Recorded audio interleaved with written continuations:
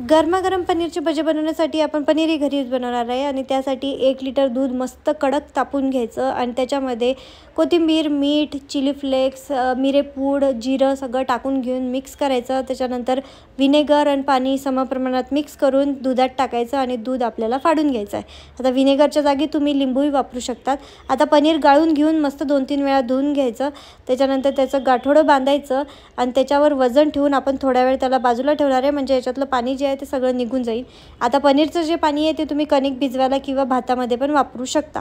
तर पनीर सेट होईपर्यंत आपण इथं पुदिन्याची चटणी बनवूया। तर त्याच्यासाठी कोथिंबीर, पुदिना, हिरवी मिरची, तिखट हिरवी मिरची, फिक्की हिरवी मिरची, अद्रक, लसूण, जिरं, त्याच्यानंतर मीठ आणि बर्फ टाकून चटणी मस्त बारीक करून घेतली। बर्फ टाकल्याने चटणीचा कलर हिरवाच राहतो। आता बेसनचं बॅटर बनवायसाठी इथं मी बेसन घेतलं, त्याच्यात हळद, तिखट, मीठ, ओवा, त्याच्यानंतर कोथिंबीर, तीळ, जिरेपूड, धनेपूड, थोडंसं पाणी टाकून मस्त याचं घट्ट बॅटर बनवून घेतलं। त्याच्यामध्ये थोडासा चिमूटभर सोडा टाकला। हे बॅटर तयार झालेलं आहे। आता आपलं पनीर सेट झाल्यानंतर त्याचे छान आपण तुकडे करून घेणार आहेत छोटे छोटे।